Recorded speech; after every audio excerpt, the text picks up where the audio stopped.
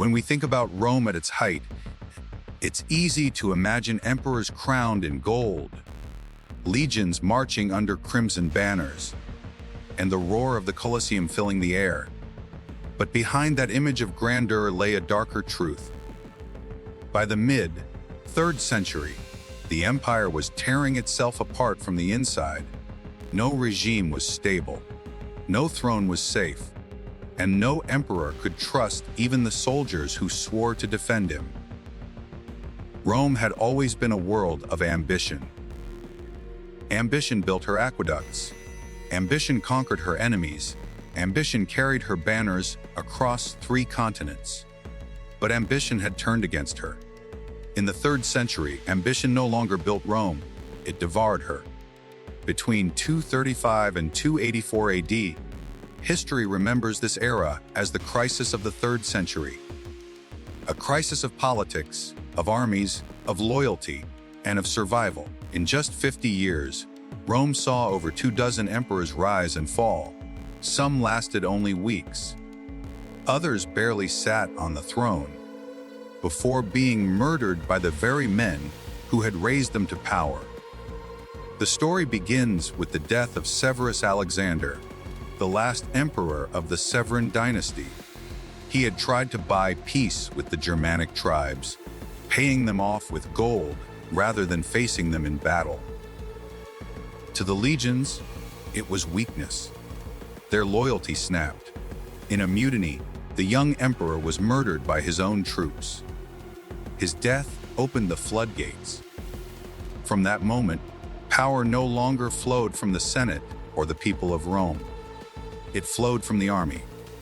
And in every province, ambitious generals saw the throne not as a distant prize, but as a reward within reach. The first to seize it was Maximinus Thrax.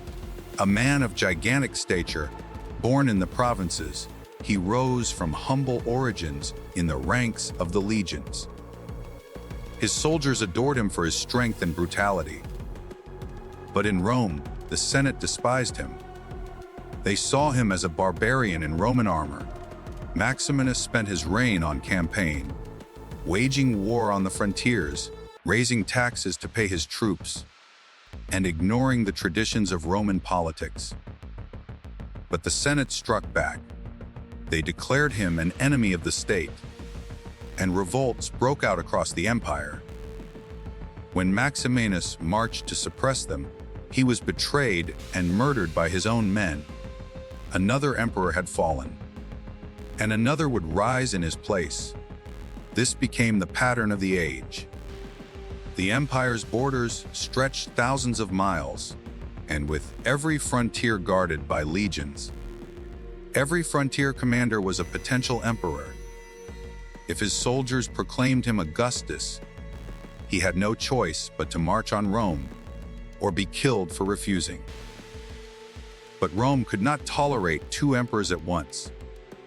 The empire descended into a deadly cycle. One emperor in the west, another in the east.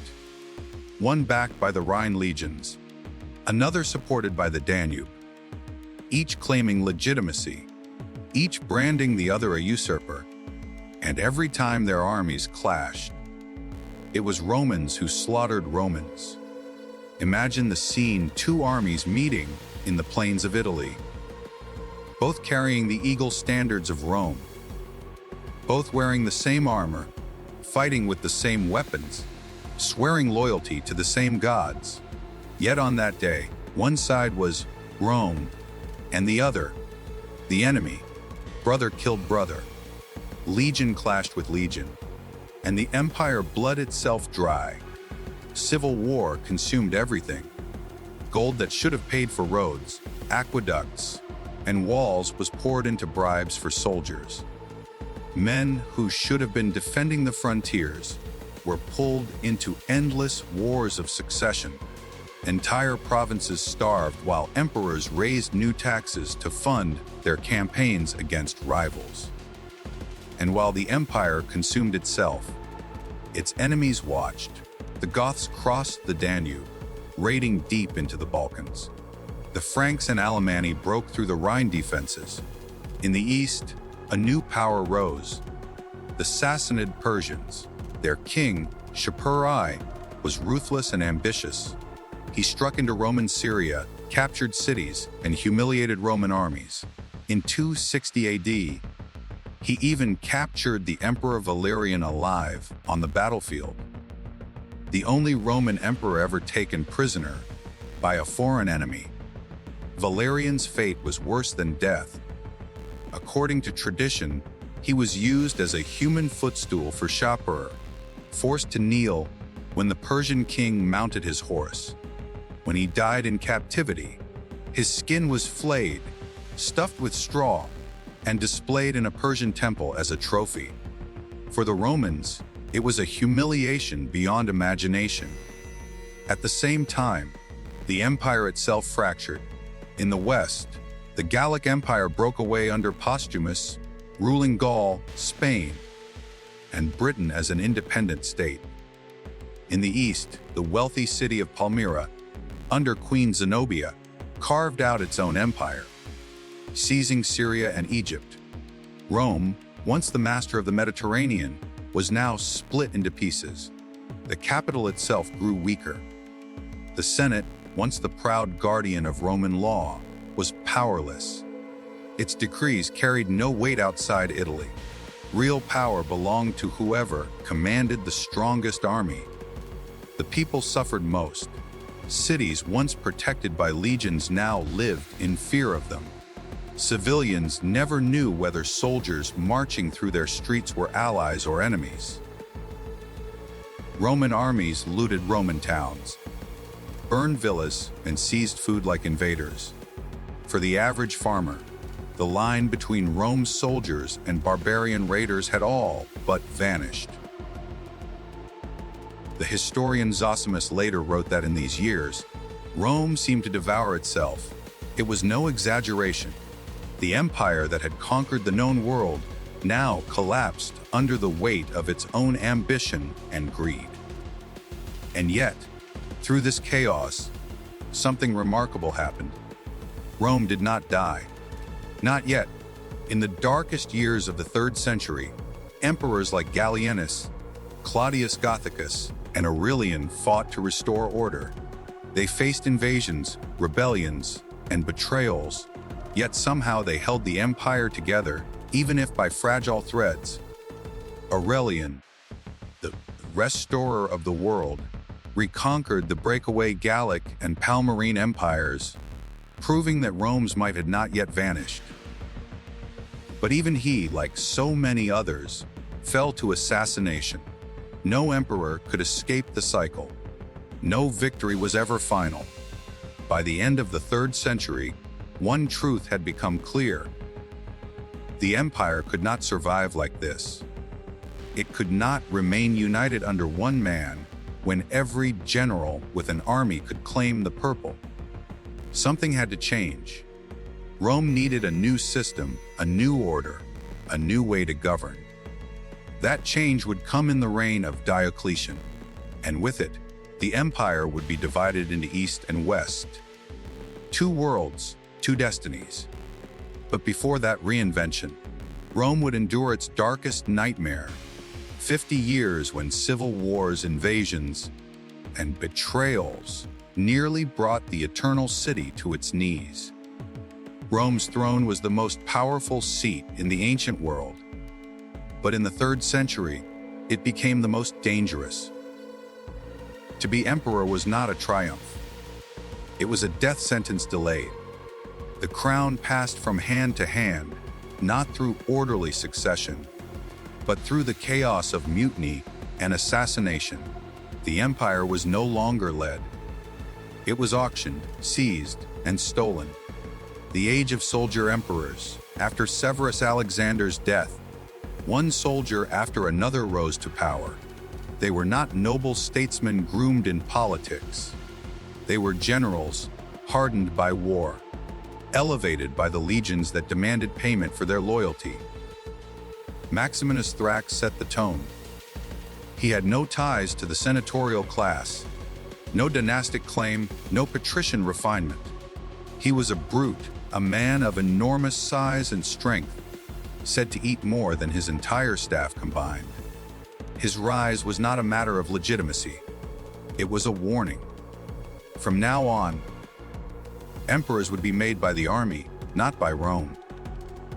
But if the army could make an emperor, it could just as easily unmake him.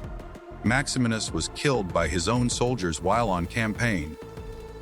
His head was carried to Rome as proof. The cycle had begun. A parade of rulers, one by one, new emperors appeared. Some lasted mere months. Others managed to cling to power for a handful of years before suffering the same fate. Gordian I and Cy rose in Africa, supported by the Senate. Both were dead within weeks. Philip the Arab celebrated Rome's 1000th anniversary with grand games, only to be slain in battle by Decius, another general turned emperor. Decius himself was killed fighting the Goths. Gallienus tried to stem the tide of invasions, but his reign collapsed under rebellion and betrayal. Claudius Gothicus briefly restored hope by defeating the Goths in a massive battle, earning his title, but he too fell to disease. The throne was cursed. Each man who wore the purple inherited not an empire, but a death warrant. The treachery of loyalty no longer existed in Rome's armies. A general's men swore allegiance to him personally, not to the empire. If he succeeded, they proclaimed him emperor. If he faltered, they killed him. A camp could be a coronation hall in the morning and an execution ground by nightfall. Stories spread of emperors murdered in their tents while dining with supposed friends, of commanders stabbed to death by their guards as they slept, of ambitious officers declaring themselves Augustus at the first rumor of weakness. The empire's greatest danger was not the barbarian at the gate, but the soldier beside the throne. Enemies at the borders, and while Rome devoured itself, its enemies pressed harder. The Goths grew bolder, crossing the Danube in larger numbers, raiding deep into Moesia and Thrace. In the west, Alemanni tribes pushed across the Rhine, devastating Gaul and even reaching northern Italy. In the east, the Sassanids pressed their advantage, striking at Antioch and forcing Rome to divide what strength it had left. The legions were everywhere and nowhere. Pulled from one crisis to another, they were too weak to hold the frontiers, too divided to crush Rome's enemies decisively. Every invasion weakened Rome further. Every civil war left her more vulnerable. The empire had become a wounded giant, staggering under its own weight. The capture of Valerian, the lowest point, came in 260 AD. The Emperor Valerian, already in his 60s, marched east to confront Shapur I of Persia. It was a campaign meant to restore Roman pride. Instead, it ended in catastrophe. Valerian's army was surrounded near Edessa. Cut off, starved, and desperate, the Romans surrendered. Shapur captured Valerian alive, the only Roman emperor ever taken prisoner by a foreign enemy. The humiliation was total. Roman emperors had always stood above kings. They were Jupiter's representatives on earth, untouchable, godlike in their authority. Now one of them was paraded as a captive, used as a footstool, mocked by foreign enemies. To the Romans, it was unthinkable. The world had turned upside down. If an emperor could be humiliated, what hope was left for the empire itself? Fragmentation of Rome. In the wake of Valerian's capture, Rome splintered. His son Gallienus was left to rule the shattered remains, but even his authority stretched only so far. In the west, Postumus declared the Gallic Empire, with its own emperors, its own senate, and its own army. It ruled Gaul, Hispania, and Britain for nearly 15 years, an empire within the empire. In the east, Queen Zenobia of Palmyrene created her own dominion, Her armies seized Syria, Egypt, and much of Asia Minor. Palmyrene grew rich on trade, and Zenobia styled herself as the equal of Rome. What had once been a single, unshakable empire was now fractured into three rival states. The illusion of Roman unity was gone, the people's burden, and through it all, the Roman people suffered. The economy collapsed. Coinage was debased. Silver drained from the currency until the denarius was little more than worthless metal. Prices soared. Merchants hoarded goods. Farmers abandoned fields. Trade routes fell silent. Plagues swept through the weakened provinces. Famine followed in their wake. Entire regions were depopulated, their lands left barren and untended. And when armies passed through, Roman or barbarian, they looted what little remained. Civilians fled to forests and mountains to escape both enemies and supposed protectors. The empire's citizens no longer saw Rome as their guardian. They saw it as another predator, draining them with taxes, abandoning them to raiders, and offering nothing in return. A world on the brink. By the late 260s, it seemed Rome could not endure. The eternal city was anything but eternal. Its emperors were disposable, its provinces rebellious, its armies treacherous, its enemies relentless. Every sign pointed to collapse.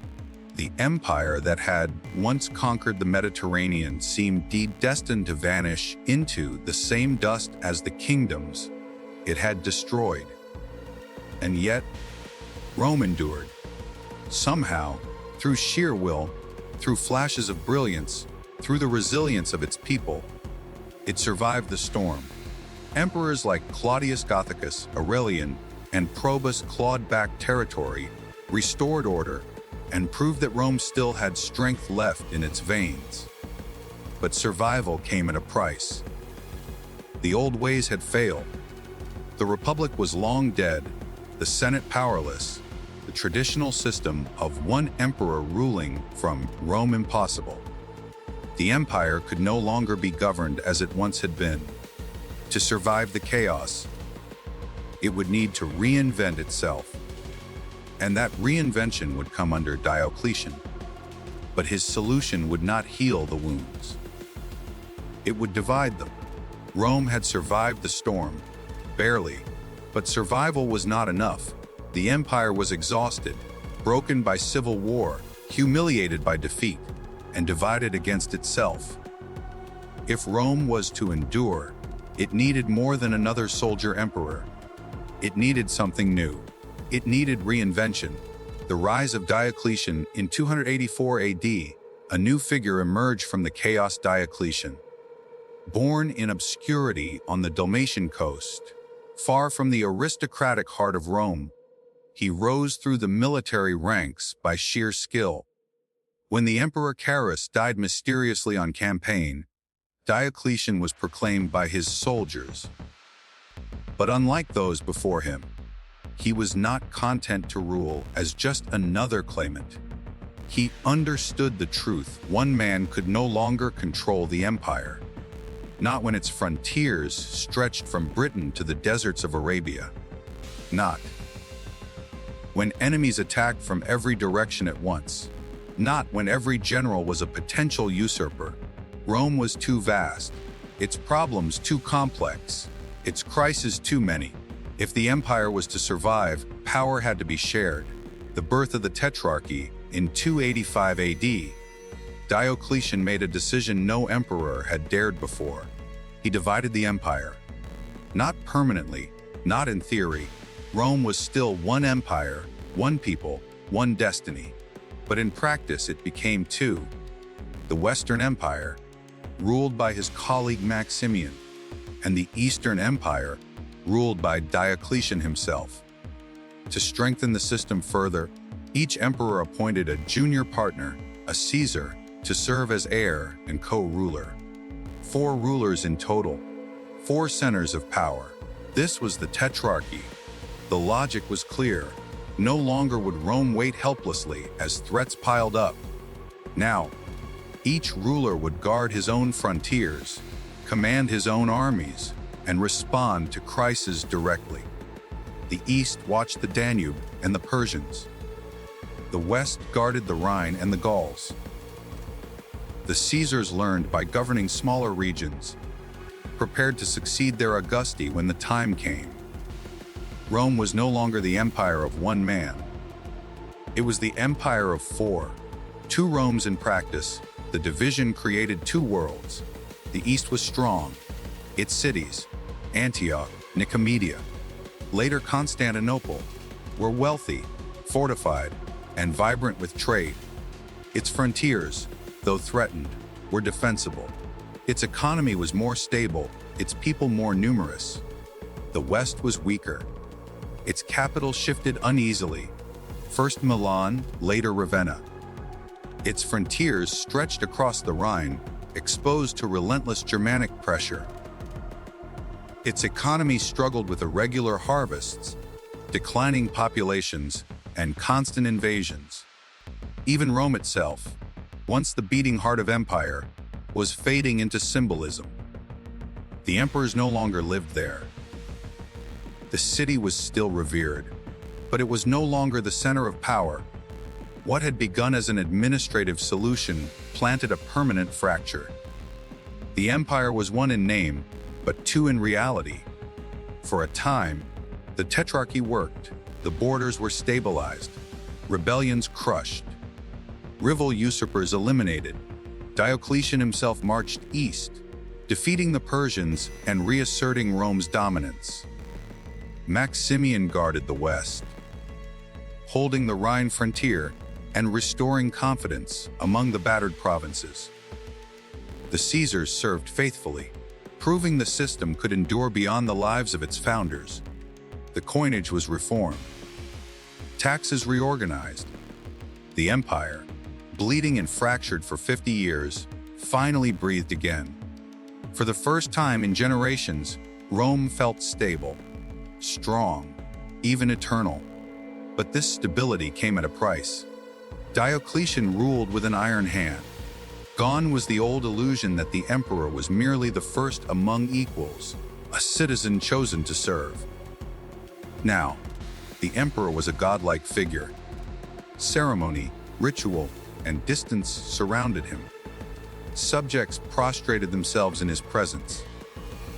The purple was not just a cloak of honor, it was a mantle of divinity. Power was no longer a burden shared with the Senate. It was absolute, and absolute power required absolute obedience. The army was expanded, fortified borders erected, spies and informers embedded in every province. Taxation was harsh, designed to keep the legions fed and the machinery of empire turning. Every family was tied to its occupation, farmers to their land, artisans to their guilds, soldiers to their ranks. The empire became a rigid machine, efficient but unforgiving. To many Romans, Diocletian's reign felt like the end of freedom. But to Diocletian, freedom was meaningless if Rome itself did not survive. For all its brilliance, the tetrarchy had a flaw. It depended on unity, on four men cooperating, restraining their ambition, and respecting succession. But Rome was Rome. Ambition had always been its lifeblood, and no system could erase it. When Diocletian retired in 305 AD, the first emperor ever to do so voluntarily, the balance unraveled. The Caesars expected to succeed. The Augusti resisted. Civil war returned. The tetrarchy had postponed chaos, not prevented it. The east and west drifted further apart. One became rich urban and defensible, the other poor rural and exposed. The fracture, once temporary, became permanent. And from that moment on, Rome would never truly be one again. The division Diocletian created was meant to save the empire. And in the short term, it did. But it also foreshadowed the future. The East would endure for another 1,000 years, reborn as the Byzantine Empire. the West would collapse within 2 centuries, torn apart by invasions, famine, and betrayal. In trying to hold the empire together, Diocletian had also sown the seeds of its eventual disintegration. 2 Romes, 2 destinies, and in the weakened western half, the so-called barbarians found their opening. To the Roman mind, the world was divided into 2: civilization and everything beyond, Rome and the barbarians. But the word barbarian concealed more than it revealed. It was a label, a dismissal, a way to reduce countless nations into a single, faceless enemy. They were the ones who spoke strange tongues, who wore furs instead of togas, who lived in forests and plains beyond the reach of Roman law. Yet the truth was far more complex. The barbarians were not one people, they were many, diverse, ambitious, and adaptable. And in time, they would not simply batter Rome's walls. They would step inside them. There were the Goths, a vast Germanic people divided into Visigoths and Ostrogoths.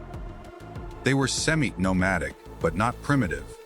They farmed, they traded, they forged alliances, and for decades they even served in Rome's armies as allies.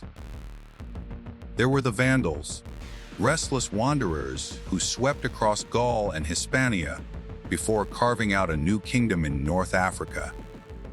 They were seafarers too, building a fleet that would one day dominate the Mediterranean. The Franks and Saxons grew, strong along the Rhine frontier, their warbands testing Rome's defenses again and again. The Franks would eventually become kings of Gaul. The Saxons would push toward Britain, and then came the most feared of all the Huns. Horsemen from the endless steppes of Central Asia, swift, savage, and unpredictable. To the settled Romans, they seemed less like men and more like a force of nature. They moved with the wind, struck like lightning, and vanished into the horizon before Rome could respond. But these groups did not always come as enemies. Many came as allies.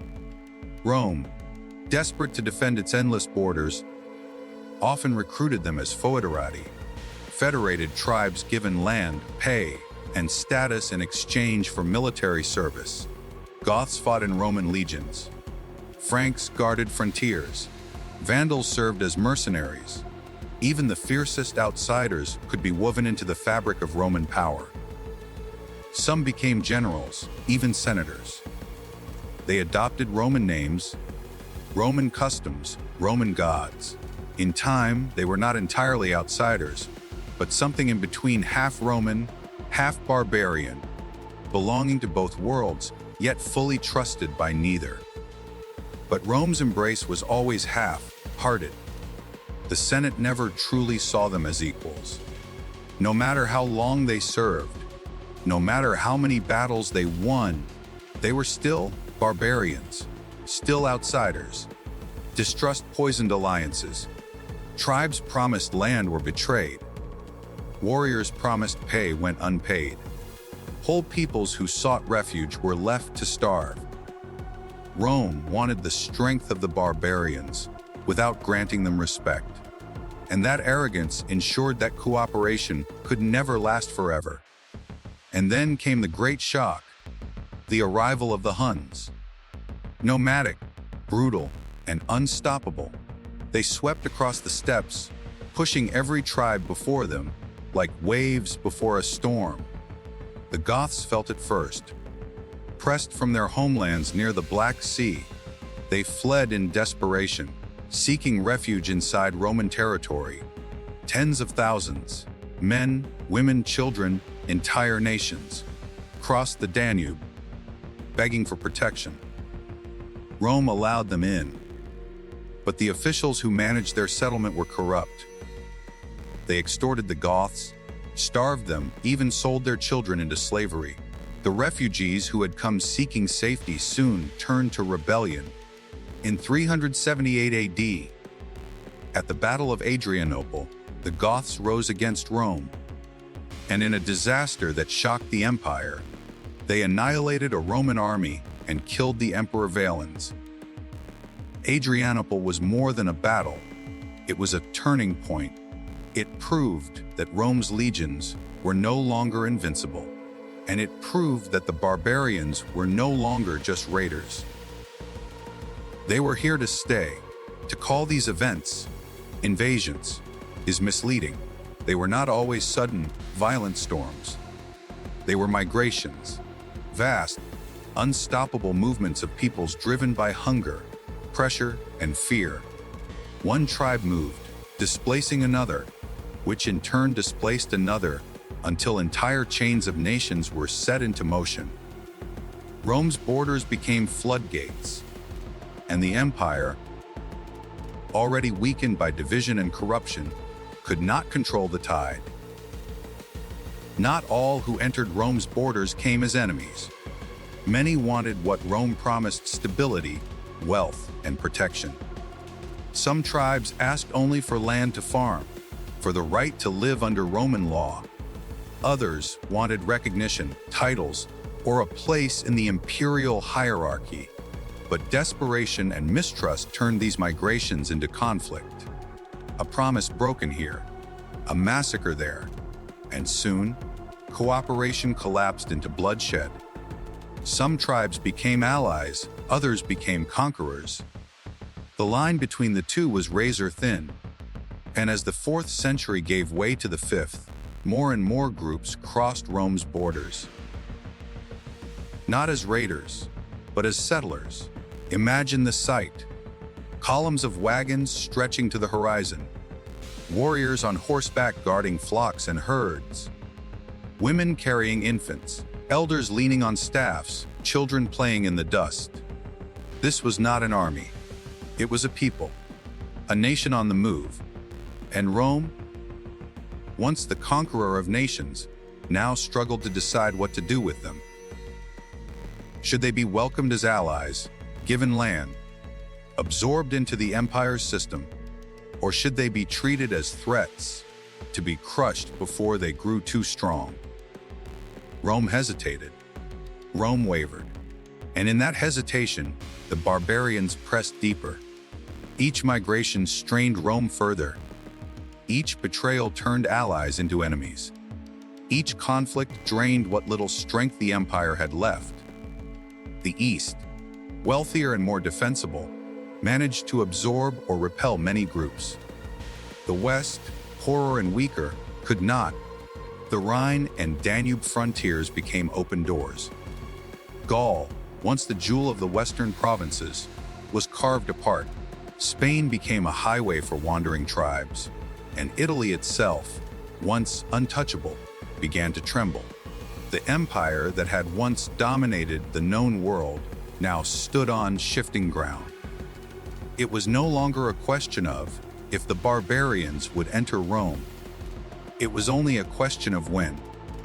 The migrations were not yet the end, but they were the beginning of the end. Each tribe that entered brought new pressures, new alliances, new conflicts. The Goths, the Vandals, the Franks, the Saxons, the Huns, they would all, in their turn, reshape the empire. Some would serve Rome faithfully. Others would sack her cities, but none would ever leave her untouched.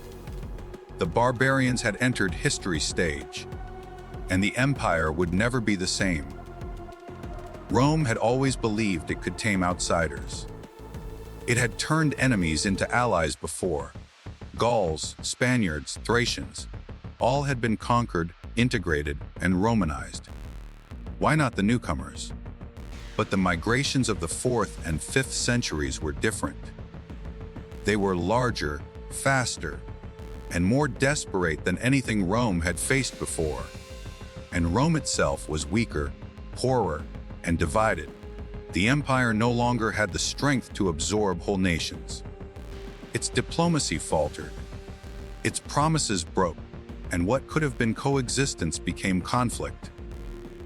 Again and again, tribes were allowed into Roman territory as foederati, Allied peoples granted land in exchange for military service. The Visigoths were among the first. After Adrianople, they were settled in the Balkans under treaty. They farmed Roman land, paid taxes, and were expected to serve as auxiliary troops.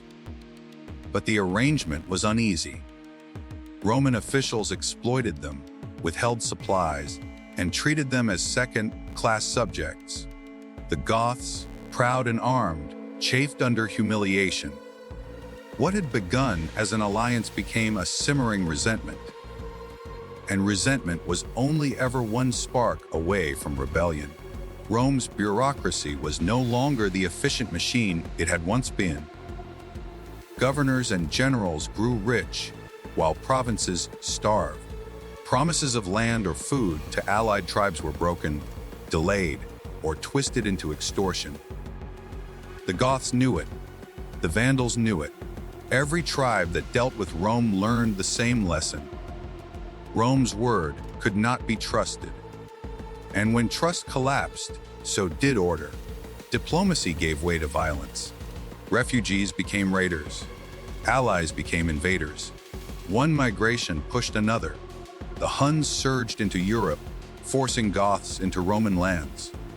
The Goths pressed against local populations. The Vandals moved west, colliding with Franks and Suebi. The Burgundians shifted south, pressing into Gaul. It was a chain reaction, one people displacing the next, each seeking survival. The empire became the stage for this great avalanche of humanity, and the Western Empire, already fragile, was buried under the weight. Even Rome's armies could not be relied upon. So many soldiers were themselves barbarian recruits, loyal more to their generals or their tribes than to the empire itself. In some battles, Roman troops defected mid-fight, switching sides to join the very enemies they were meant to repel. The empire was no longer defended by Romans alone. It was defended by a patchwork of peoples, often fighting for pay that never arrived. What loyalty could such men give to a state that betrayed even its own? The breaking point came with the Visigoths. Led by their king Alaric, once a Roman ally, the Goths had grown wary of empty promises and endless delays. They marched into Italy itself, demanding land and recognition. The emperors wavered, negotiated, stalled, and in 410 AD, for the first time in nearly 800 years, the unthinkable happened. Rome, the eternal city, was sacked. For 3 days, Gothic soldiers looted its treasures, plundered its palaces, and filled its streets with fire and fear. Though Alaric ordered restraint, churches were spared, some lives protected. The psychological blow was devastating. The world gasped. The city that had once ruled the known world, the city that had crushed Carthage, Macedon, and countless kingdoms, had fallen to those it called barbarians. Saint Jerome, writing from Bethlehem, declared, "The city which had taken the whole world was itself taken." It was not the end of the empire, but it was the end of Rome's invincibility. The avalanche did not stop. The Vandals, moving through Gaul and Spain, crossed into North Africa in 429 AD under their king Genseric. What began as migration became conquest. In little more than a decade, they seized Carthage, Rome's old rival, now a jewel of the empire. From there, they built a fleet that terrorized the Mediterranean. They raided Sicily, Corsica, even Italy itself. In 455 AD, they sailed straight into Rome and plundered the city once more. This time, the sack lasted 14 days. The treasures of centuries were carried off. Golden candelabra from the Temple of Jerusalem, once displayed in triumph by Titus, were loaded onto Vandal ships. Rome, the eternal mistress of the sea, now trembled before barbarian sails. By the mid-5th century, The Western Empire had no coherent strategy. It tried to negotiate with one tribe while fighting another. It granted land to one group, only to alienate its neighbors. It promised security but delivered betrayal. Each broken treaty deepened the crisis. The empire was not integrating the newcomers. It was feeding its own dissolution. For many tribes, Rome no longer seemed like the master of the world. It seemed like spoils to be divided. And then, looming over everything, came the Huns. Led by Attila, the scourge of God, they swept across Europe like a storm. They extorted tribute from emperors, ravaged the Balkans, and struck fear into hearts from Constantinople to Gaul. Rome was forced into uneasy alliances, even paying Attila gold to keep the peace. But peace never lasted long. His horsemen burned cities, emptied provinces, and pushed even more tribes into Roman territory. It was pressure upon pressure, crisis upon crisis, until the Western Empire bent beneath the weight. The Eastern Empire, richer and more defensible, managed to endure. Its cities were fortified, its trade routes intact, its administration stronger. But the West was unraveling, its economy broken, its armies unreliable, its emperors weak. Even the city of Rome itself no longer served as the capital. The court shifted to Ravenna, hidden behind marshes, a symbol of retreat. The heart of empire had grown feeble, beating only faintly while the provinces slipped away. By the mid-5th century, it was clear. The Western Empire was no longer master of events. It was reacting, stumbling, bargaining, surrendering. It had lost the initiative. The barbarians were not simply outsiders battering Rome's walls. They were inside, carving out kingdoms, commanding armies, shaping the fate of the empire itself. Rome's diplomacy had failed. Its armies had failed. Its emperors had failed.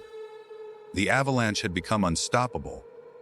The eternal city would endure in name, but the empire that once conquered the world was heading toward its final fall. The Western Empire had been dying for decades. But death rarely comes in one blow. It comes in stages, weakening, fracturing, failing, until the body can no longer endure. By the 5th century, Rome was no longer master of its destiny. It was a house divided, battered by enemies, hollowed out from within. The emperors wore the purple, but they were little more than pawns. Real power lay elsewhere, with generals, with tribes, with foreign kings who now stood inside the walls of the empire itself. The emperors of the late Western Empire were shadows. Their names are barely remembered compared to the giants of the past. Honorius, Valentinian III, Petronius Maximus, Avitus Majorian, Anthemius, a carousel of rulers raised and discarded, their reigns short, their authority limited. Many were placed on the throne by powerful generals who wielded real control. Stilicho, Ricimer, Gundobad, men of mixed Roman and barbarian heritage, who commanded armies and decided who would wear the crown. Rome was no longer ruled by emperors. It was ruled by kingmakers, and those kingmakers cared less for the survival of the empire than for their own power. One by one, the provinces slipped away. Gaul fell into the hands of Franks, Burgundians, and Visigoths.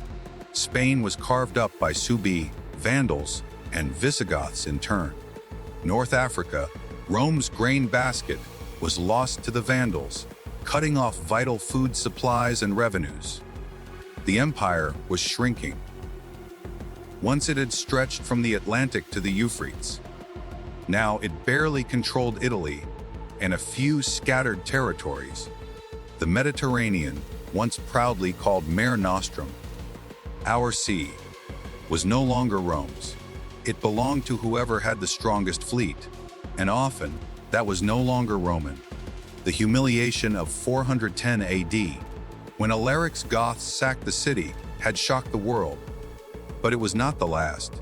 In 455, the Vandals under Genseric sailed into Italy and plundered Rome again. This time, the sack lasted 2 full weeks. Temples stripped, treasures carried off, citizens enslaved. The word, vandalism, still carries their name, a memory of destruction that Rome could never erase. The eternal city was eternal in memory, not in strength. It had become a prize for outsiders, a symbol to be looted again and again. By now, the city of Rome was no longer the empire's capital. The court had long since retreated to Ravenna, a safer city hidden behind marshes. Rome was still revered, still holy in its traditions, still the heart of Roman identity, but it was no longer the center of rule.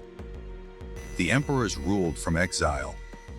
The Senate debated in empty halls. The old glory was a mask stretched over a crumbling body. While Rome weakened, new powers grew. The Visigoths established a kingdom in Gaul and Spain. The Vandals ruled North Africa, building a fleet that even Constantinople feared. The Franks slowly expanded along the Rhine, laying the foundations for the kingdoms of medieval Europe. These new realms did not see themselves as mere destroyers. They saw themselves as heirs. Kings adopted Roman titles, issued coins with Latin inscriptions, and dressed in Roman fashion. The empire was dying, but its culture was already being reborn inside its conquerors. In the mid-5th century, Rome faced its most terrifying enemy yet, Attila the Hun. Called the Scourge of God, he swept through the Balkans, Italy, and Gaul. His horsemen burned cities, emptied provinces, and extorted gold from trembling emperors. Yet even Attila could not break Rome completely. At the Battle of the Catalonian Plains in 451 AD, a coalition of Romans and Visigoths halted his advance. It was a rare moment of unity in an age of collapse. But unity was fleeting. When Attila died in 453, the empire breathed a sigh of relief. Not because it had grown stronger, but because fortune had spared it a little longer. By the 470s, the Western throne was a mockery of its old grandeur. Emperors rose and fell with dizzying speed. Some lasted only months. Few ruled beyond Italy. Most were puppets of generals who wielded actual power. The last of them all was a boy, Romulus Augustulus. His very name echoed the empire's beginning. Romulus, founder of Rome, Augustus, its first emperor. But history is cruel with irony. This Romulus was not a founder, but a finale. Not Augustus the Great, but Augustulus, little Augustus. In 476 AD, a Germanic general named Odoacer, commander of the Italian troops, marched on Ravenna. Romulus Augustulus was deposed without great battle or bloodshed. The boy emperor was sent into quiet exile. There would be no more emperors in the West. Odoacer did not claim the purple for himself. Instead, he sent the imperial regalia to Constantinople, acknowledging the Eastern emperor as the sole ruler. The message was clear: the Western throne no longer existed. Rome had fallen. And yet, even in that moment, something strange was true. For the people of Italy, life went on. The Senate still met. Taxes were still collected. Roman laws still shaped daily life. To many, the change was hardly visible. Rome had not collapsed in a single night.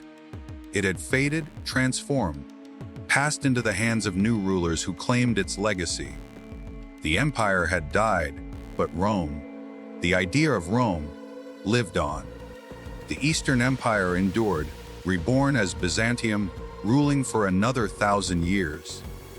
Its emperors still called themselves Romans. Its citizens still spoke of Romaioi.